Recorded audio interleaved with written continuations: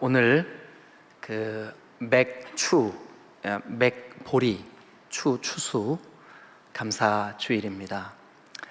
여러분들이 혹시 마음속에 이 맥추 감사절은 이스라엘 백성들이 그 농경 문화를 가질 때에 있었던 절기인데, 오늘 우리가 이 절기를 꼭 지켜야 되나? 이런 생각을 가지신 분들이 있을 거예요.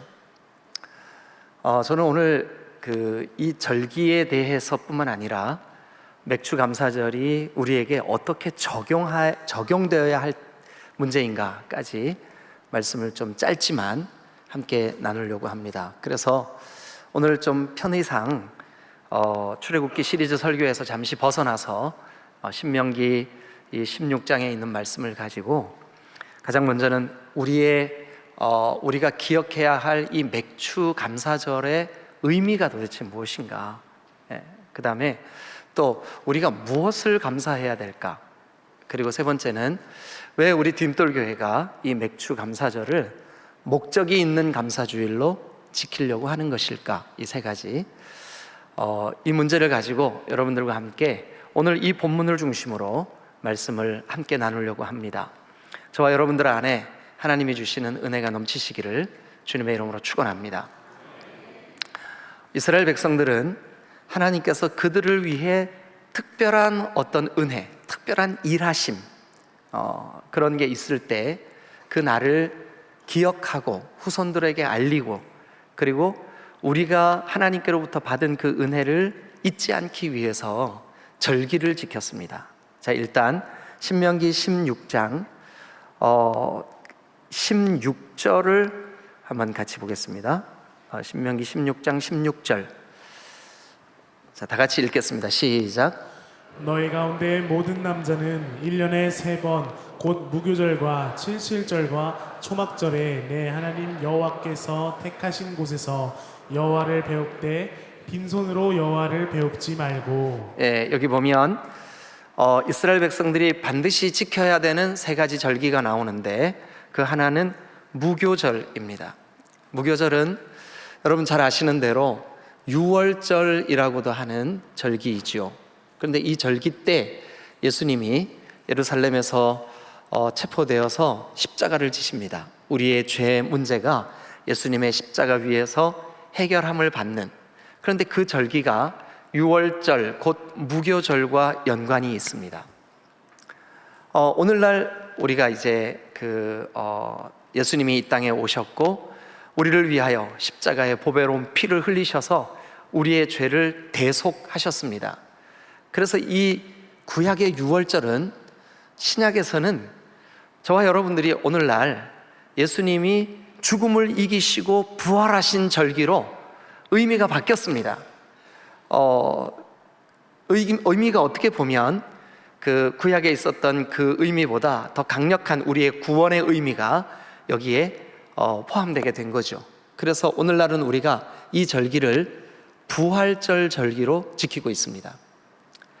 그리고 이제 이 절기로부터 50일이 지난 그 절기, 우리가 정확하게 달력으로 따지면 아마 6월 며칠쯤 되겠죠. 그런데 한국교회에 선교사님들이 복음을 들고 한국교회에 오셔서 한국교회의 여러 가지 상황들과 적용점을 볼 때 이 맥추 감사 절기를 7월 첫째 주 양력으로 우리가 꾸준히 정기적으로 하나님께 올려드리면 좋겠다, 이렇게 정하고, 이제 오늘 우리가 어떻게 적용하냐 하면 매해마다 7월 첫째 주를 1월부터 6월까지 그동안 지켜주신 하나님 은혜 감사하고, 또 앞으로 7월부터 12월까지 함께 하실 은혜를 감사해서 지금까지 인도하신 은혜 감사합니다 하는 마음으로 두 번째 절기 칠칠절 절기를 지키게 되었습니다. 그 다음에 이제 세 번째 절기가 오늘 여기 16절에 초막절이라는 절기가 나오죠.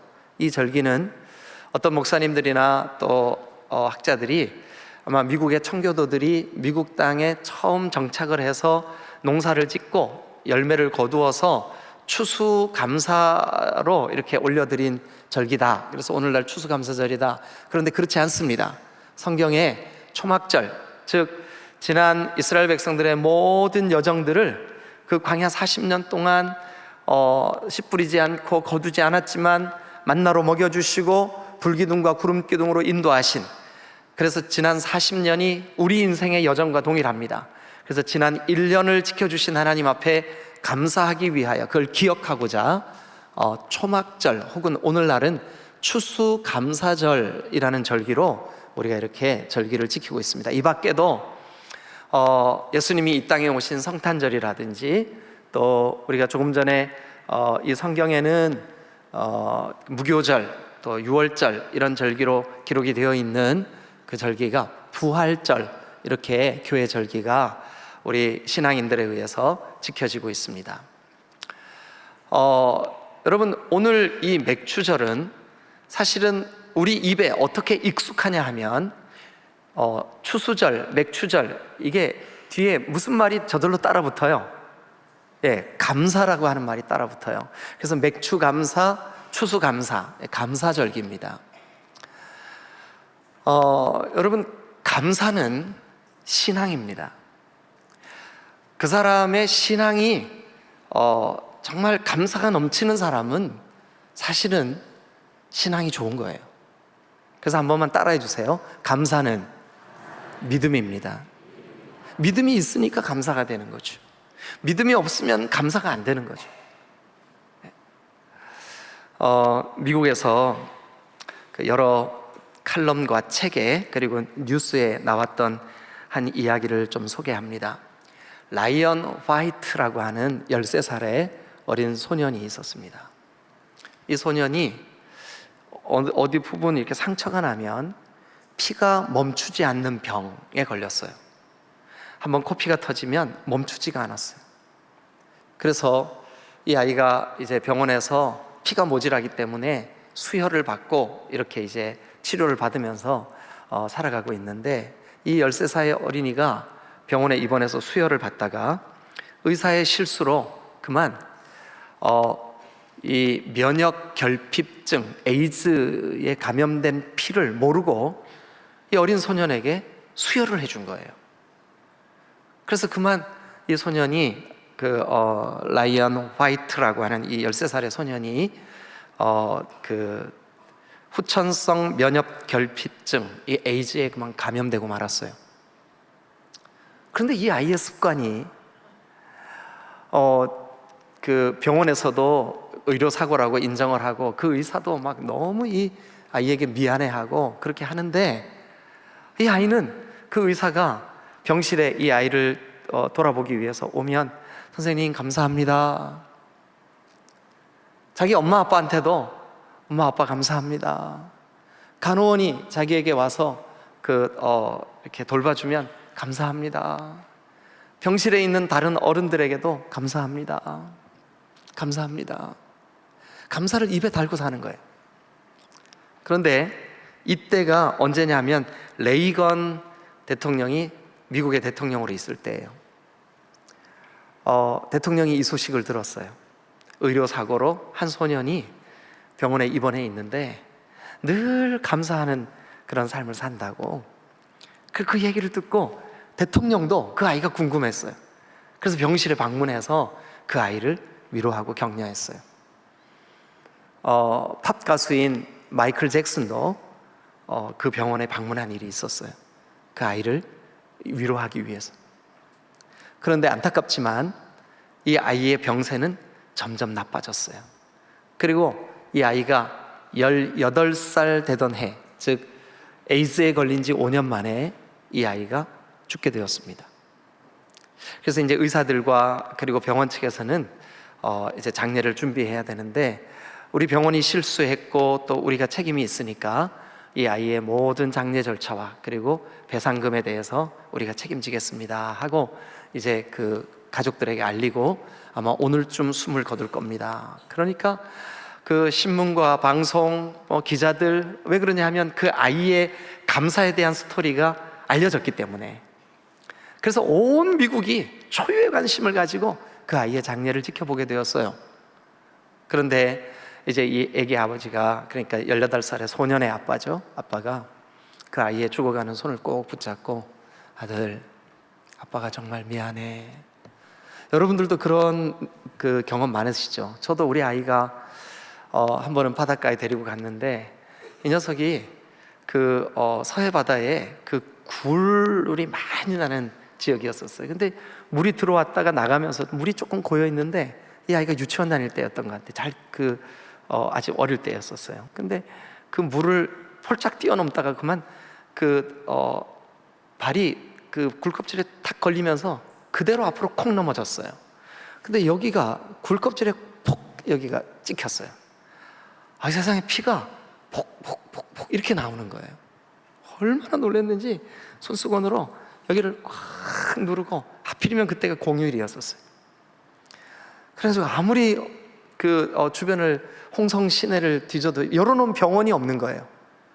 근데 마침 한 병원이 문을 열어놨어요. 그런데 아이를 여기를 꿰매야 되는데 마취를 하고 꿰매면 뭐가 안 좋다고 그러면서 그냥 꿰매더라고요. 아, 세상에. 제가 그 어린 아이를 껴안고, 아빠 보고 안아달래요. 그래서 제가 꼭 껴안고 꿰매는데 왜 그렇게 미안해요, 우리 아이한테. 그 감정 아마 우리 청년들은 모를 거예요. 내가 아비로서 너무 미안한 거예요, 이 아이한테. 너무 미안한 거예요.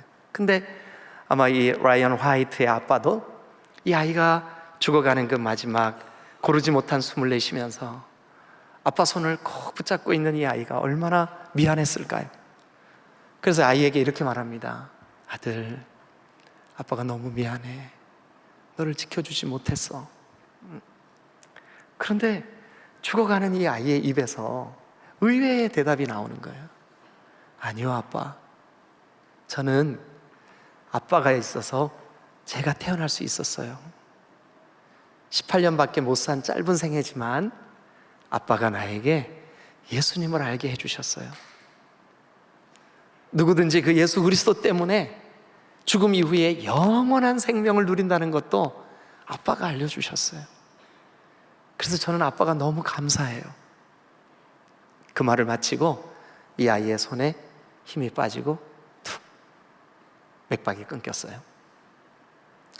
여러분, 여러 언론사나 방송 기자들, 이런 사람들이 이 아이의 마지막 순간을 지켜보려고 왔다가 그 아이의 마지막 반응, 그래서 많은 신문이 제목을 절대 감사, 죽음도 이길 수 없는 감사, 이런 제목으로 미국 전역에 한때 그 아이의 이야기가, 또 그 아이의 소식이, 그 아이의 방송이, 그 아이가 마지막 감사했던 아버지에 대한 감사의 내용이 많은 미국인들을 눈물 짓게 했어요.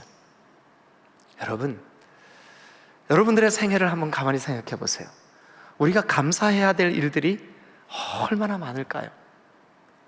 그런데 이 맥추감사, 추수감사, 이 두 번에 걸친 감사절기는 특별히 우리에게 이런 의미가 있습니다. 자, 여러분, 우리가 함께 읽었던 본문 신명기 16장 12절 같이 한번 읽겠습니다. 다 같이 읽습니다. 시작. 너는 애굽에서 종되었던 것을 기억하고 이 규례를 지켜 행할지니라. 우리가 잊고 살다가 이 절기를 맞아, 맞아, 지난 6개월 내가 내 인생의 주인이 아닌데 내 건강, 내 물질, 내 시간, 내 가족, 내 교회, 이 모든 것 사실은 주님이 거두어가 주시면 내게 아니지 않습니까? 그런데 나에게 누리게 하시고, 나에게 우리가 마음껏 즐겁게 하시고 이렇게 하셨어요.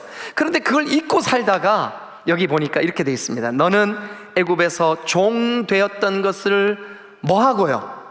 기억하고. 그러니까 감사절기의 첫 번째 목적이 뭐냐 하면 우리에게 기억하게 하신 절기인 줄로 믿습니다. 우리가 어떤 절기든 간에 절기의 목적, 기억하게 하시려고. 그래서 이스라엘 백성들은 자기의 다음 세대들, 아들과 그 아들의 아들들에게 절기 때가 되면 일주일씩 짧지 않은 기간을 축제를 벌이고 기쁘게 하나님을 예배하고, 왜냐하면 기억하게 하려고. 하나님을 기억하게 하고, 하나님이 주신 은혜를 기억하게 하고, 하나님이 지난 1월부터 6월까지 우리에게 베푸신 그 은혜를 감사하게 하려고 하나님이 이 절기를 우리에게 허락하셨습니다. 자, 여러분, 이제 저는 여러분들과 함께 그러면 이 맥추감사절의 의미를 우리가 어떻게 기억해야 할까? 우리가 기억해야 할 맥추감사절의 의미가 뭘까? 신약과 구약으로 나누어서 말씀을 드리겠습니다. 먼저 구약에서는 이 맥추감사절에 대한 이름이 여러 형태로 발견이 됩니다. 자, 그런데 일단 오늘 읽었던 성경을 같이 한번 보시죠. 9절입니다. 9절. 자, 다 같이 읽겠습니다. 시작. 일곱 주를 셀지니 곡식에 낫을 대는 첫날부터 일곱 주를 세어. 자, 그럼 거기 낫을 대는 첫날 동그라미를 치시고 초실절이라고 쓰세요. 초실절. 이거는 유월절 절기를 마치고 마친 그 순간 초실절, 이때는 밀농사의 첫 열매를 거둡니다. 그러니까 낫을 처음 되는 날이에요. 근데 그때부터 일곱 주를 세래요. 일곱 주. 이게 일주일이 며칠로 돼 있죠? 7일로 돼 있어요. 7일을 7번 세래요. 그러면 며칠이 지나가는 거죠? 7, 7에 58 맞나요? 아닌가? 좀 알려주세요. 뭐죠? 7, 7에 그럼 그 다음 날 49일 다음에 오는 날이 며칠이에요? 50일. 그러니까 이 날을 뭐라고 이름을 붙이냐 하면 오순절이라 그러는 거예요. 오순절. 그리고 7일씩 7번이니까 자, 거기 한번 보시죠. 9절. 7주를 셀지니 그 첫날부터 7주를 세어. 10절 다 같이 읽겠습니다. 시작. 내 하나님 여호와 앞에 뭐를 지켜야 돼? 77절을 네, 77절 동그라미 치세요. 77절 동그라미 치세요. 자, 그러면 그 동그라미를 친 77절 위에다가 맥추절, 77절, 오순절 이렇게 쓰세요. 그러니까 이 세 가지 표현은 다 한 가지 동일한 절기에 대한 표현입니다. 같은 말이죠. 그러니까 오늘 우리가 지키는 이 맥추감사절은 사실은 오순절이며 77절입니다. 자, 그러면 여러분 먼저 이 단어들을 좀 설명을 하겠습니다. 일단 오순절은 이스라엘 백성들에게 어떤 개념이 그 머릿속에 있냐 하면, 이스라엘 백성들이 하나님께서 그들을 저 애굽의 종살이 하던 곳에서 출애굽하시기로 결정하시고 모세를 택하셔서 하나님의 백성들을 이끌어내시게 되었어요. 그 하나님의 백성들이 애굽에서 출애굽하던 그때, 그날, 그 어린 양을 잡아서 문설주에 피를 발랐던 그날이 6월, 4월달 제정 5월로 6월 시켜. 6월 뭐죠? 패스오버, 그러니까 넘겨. 그래서 6월은 넘긴다는 뜻이에요. 히브리 말로 파사흐 혹은 페사흐 이렇게 발음하는데 넘어갔다 이 뜻이에요. 뭐가 넘어갔냐 하면 재앙과 심판의 신이 넘어갔어요. 그러니까 6월절을 마음으로 믿고 받아들이는 사람들은 어린 양이신 예수 그리스도의 보배로운 피가 그 사람을 구원하였음을 믿는 사람인 줄로 믿습니다. 그러니까 우리에게는 이 절기가 부활절이에요. 예수 그리스도의 승리의 절기. 그런데 그 절기 끝날에 첫 번 낫을 대고 농사를 거둡니다. 그게 밀농사를 거둬요. 요걸 초실절이라 그래요. 요때부터 한 주인 7일을 7번 재니까 77절, 그리고 오순절. 그런데 공교롭게도 저 애굽에서 종살이 하던 이스라엘 백성들이 쭉 6월절을 지나서 그 광야를 거쳐서 쭉 도착을 해서 첫 번째 도착한 곳이 어디냐 하면, 물론 첫날 도착했다는 뜻이 아닙니다. 그들의 첫 번 목적지를 의미합니다. 근데 그것이 공교롭게도 50일 만에 도착을 해요. 그게 시내 산이에요. 그곳에서 하나님이 모세에게, 모세야 너 산으로 좀 올라와라. 그리고 그에게 돌판에 십계명을 새겨주십니다. 그래서 이스라엘 백성들은 오순절 그러면 하나님이 말씀을 주신 절기, 하나님이 말씀을 손으로 기록하셔서 변개치 않도록 기록하셔서 요즘 새벽마다 우리 마음에 떠오르는 생각이나 내가 꿈을 꾼고 꿈 이야기나 이런 것들은 하나님의 말씀이 아니라고 그렇게 말하는 사람들은 거짓 선지자들이라고, 그것은 성경도 아닐 뿐만 아니라 우리의 신앙을 오염시킨다고, 절대로 그런 데 넘어가지 말라고 요즘 새벽마다 공교롭게도 여러 번 그 말씀이 나오고 있어요. 그래서 이스라엘 백성들에게도 하나님이 하나님의 손가락으로 계명을 기록으로 남겨주셨어요. 이게 십계명이에요. 근데 그 십계명을 받은 그 때가 언제냐면 바로 오순절이에요. 놀랍죠? 그리고 이 오순절이 어떤 의미가 있냐면 구약 성경에서 이스라엘 백성들이 40년 광야 생활을 다 마쳤어요. 약속대로 젖과 꿀이 흐르는 가나안에 들어갈 수 있게 하셨어요. 가나안에 들어가서 각 지파마다, 가정마다 땅을 분배해서 하나님께서 땅을 주셨어요. 그리고 그 분배받은 땅에 씨를 뿌려 곡식을 거두었는데, 그 첫 번 곡식을 거둔 그 보리 베던 때, 그때가 바로 이때예요. 맥추절이에요. 그래서 구약의 오순절과 맥추절은 같은 절기. 그런데 의미는 말씀을 주신 날, 그리고 첫 열매를 거두게 하신 날. 예. 자, 그러면 이제 이 절기가 신약으로 넘어와서는 우리에게 어떤 의미가 있을까? 신약. 예수님이 십자가를 지시고 죽으셨다가 죽음을 이기시고 3일 만에 살아나셨어요. 그리고 40일 동안 제자들과 함께 계시고, 그리고 120명의 성도들에게 이렇게 약속하십니다. 요한은 물로 침례를 베풀었지만 너희는 몇 날이 못 되어 성령으로 침례를 받게 될 거야. 그러니 예루살렘을 떠나지 말고 아버지께서 약속하신 그 성령을 기다려. 그래서 주님의 제자들이 12사도들과 함께 마가의 다락방에서 약속하신 성령을 기다렸어요. 근데 어떻게 기다렸냐 하면 오직 기도에 힘쓰면서, 하나님 약속하신 성령을 우리에게 보내주세요, 약속하신 성령을 우리에게 보내주세요. 마침 오순절, 즉 맥추절을 절기를 지키기 위해서 예루살렘의 여러 곳에서 사람들이 모여있는 그때, 오순절 날이 이르렀을 그때 하나님께서 그 마가다락방에 있는 각 사람 위에 성령으로 강림해 주신 줄로 믿습니다. 근데 그날이 바로 맥추절이며 오순절이에요. 그럼 여러분들이 목사님, 그러면 부활절 때부터, 그러니까 그 초실절이 시작된 그 부활절 끝날부터 50일을 재면 6월 달쯤 될 텐데 왜 7월 첫째 주에 지켜요? 예. 그것은 한국의 초기 선교사님들이 선교를 위해서 한국에 왔을 때 한국의 정서와 여러 문화, 그리고 또 여러 가지 것들을 생각을 하고 고민을 하고 기도하면서 한국 그 기독교에 적용시켜준 날짜예요. 그래서 양력 7월 첫째 주를 맥추절로 지키는 거예요. 어쨌든 그 마가의 다락방이 성령으로 충만하게 임한 그때가 바로 언제냐 하면 오순절이에요.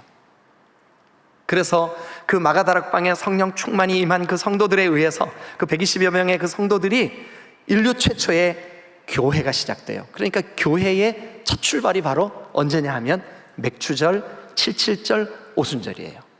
4가지 의미를 말씀드렸습니다. 과연 맥추절이 어떤 의미가 있을까? 구약에서는 2가지, 말씀 주신 절기, 그리고 첫 열매 주신 절기, 보리를 거두게 하신 절기. 2번째, 신약에서는 어떤 의미가 있을까? 첫 번째, 성령을 강림하게 하신 절기, 그 다음에 그 성령 강림을 통해서 교회가 시작되게 하긴 절기. 그러니까 오늘 사실은 교회 생일이에요.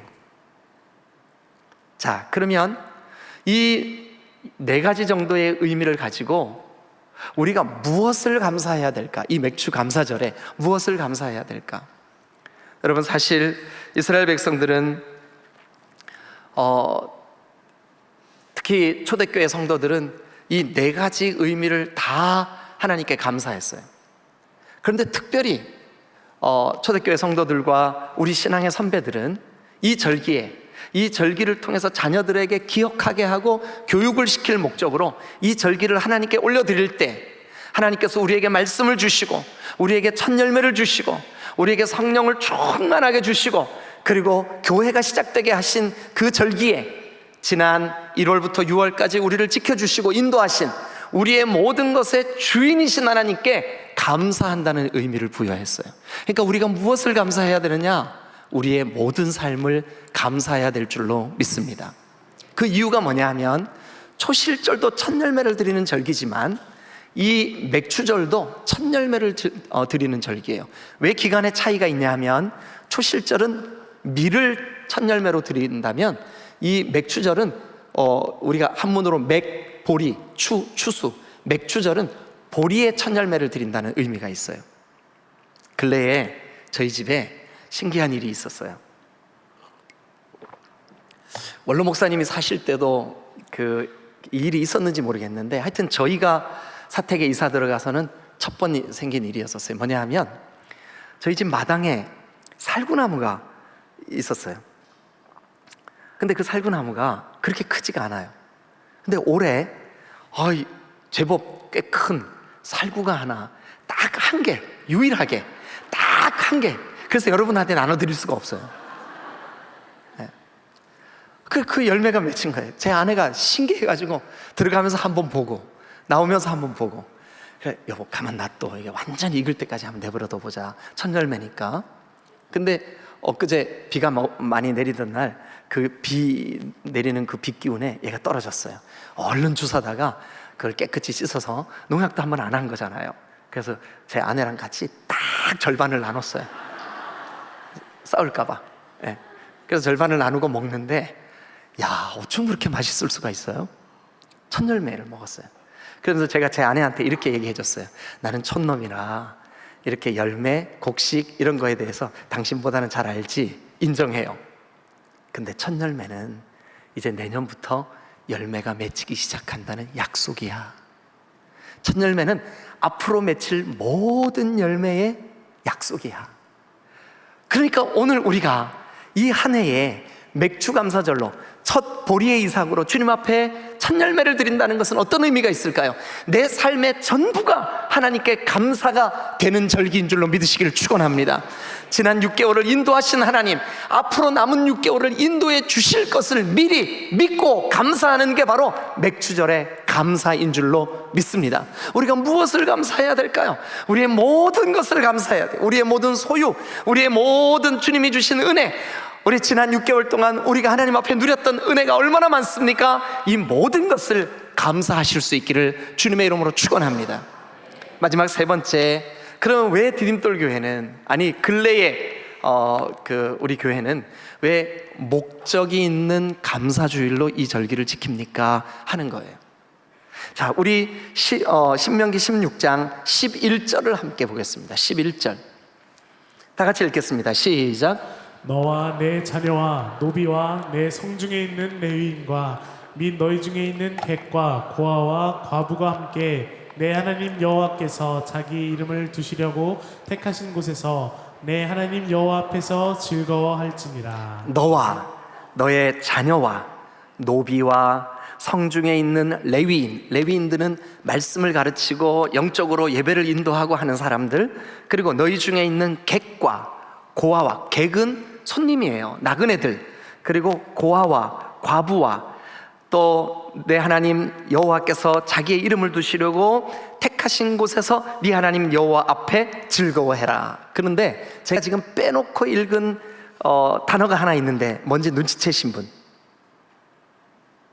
못 채셨죠? 그래서 설교가 필요한 거예요. 네, 뭐냐 하면 함께라고 하는 말이에요. 함께. 고아와 과부와 나그네와 레위인과 그리고 네 가족들과 모든 사람들과 함께라고 하는. 근데 이 함께라고 하는 말이 여러분 같이, 더불어. 여러분, 우리가 작년에는 우크라이나 전쟁 난민들을 위하여 맥주 감사 절기에 여러분들이 감사 예물로 드린 이 헌금을 기쁨으로 우리가 나누었어요. 그럼 올해는 조금 전에 영상에서 광고가 됐듯이 밝은빛 금난교회 목사님을 초청을 했어요. 그 교회가 시골 교회라 성도들이 많지 않고 교회가 낡아가지고 비가 오면 비가 새고 여러 가지 어려움들이 있어 리모델링을 하게 되었어요. 돈이 많이 모자라요. 그 소식을 들었어요. 아니, 사실은 그 편지가 제 서재에 이렇게 와 있었어요. 그 편지를 읽으면서, 하나님, 어떻게 하면 우리 교회가 어려운 교회, 또 어려운 선교지, 또 어려운 이웃들과 함께 이 감사의 절기를 흘려보내며 함께 나눌 수 있을까요? 여기 있는 11절에 너와 네 자녀와 노비와 성중에 있는 그 레위인과 너희 중에 있는 나그네와 고아와 과부와 그 모든 사람들과 함께. 여러분, 우리가 오늘 오후 예배 때 오시는 그 목사님, 사실은 재정부에서 이미 여러분들이 오늘 드려질 감사 예물을 미리 드려질 것을 기대하고 송금을 해서 보냈어요. 그 예배당을 리모델링하는 일에 사용하도록 그렇게 했어요. 여러분, 오늘 우리가 정성껏 지난 상반기를 결산하면서 내어드릴 이 예물이 11절 말씀을 근거로 함께 하기를 원하는 목적이 있는 감사가 될 줄로 믿습니다. 이걸 우리 교회가 적용하는 거예요. 초대교회가 이 오순절날 성령의 강림과 교회의 시작으로 적용되었듯이 이 절기가, 오늘 우리에게는 이 절기가 우리의 감사를 또 누군가에게 흘려보내는, 그것이 선교지가 되었던, 그것이 어려운 이웃교회가 되었던, 우리와 함께 공유할 수 있는, 흘려보내는 그런 적용점으로 여러분 목적이 있는 감사주일로 오늘 지키고 있는 줄로 믿습니다.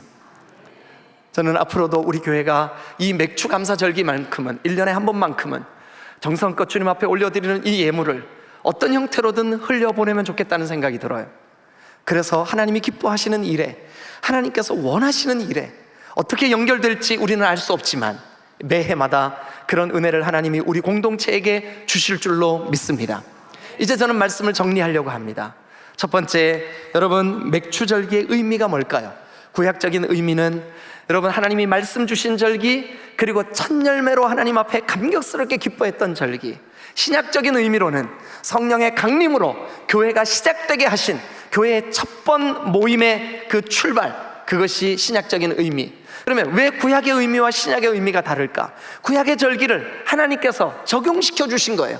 그러면 그 신구약에 기록된 그 절기를 오늘 우리는 어떻게 적용할까? 감사가 있는 절기로 이 절기의 감사 예물을 우리가 누군가 우리의 도움을 필요로 하는 곳에 흘려보내는 적용점이 있어야 될 줄로 믿습니다. 그러기 위하여 우리는 올해 정안에 있는, 공주 정안에 있는 밝은빛 금난교회와 이 감사를 함께 공유하며 나누며, 그리고 그 목사님을 격려하며 오늘 오후 예배 때 오실 텐데 오셔서 그 교회도 소개하고 말씀도 전해주시고 할 텐데 여러분들이 참여하는 그 자체가 위로가 될 줄로 믿습니다. 그래서 오늘 우리 교회가 다 함께 그렇게 감사가 목적을 정하여 우리와 함께하는 귀한 그 적용점으로 이렇게 흘러갈 수 있기를 주님의 이름으로 축원합니다. 기도하시겠습니다.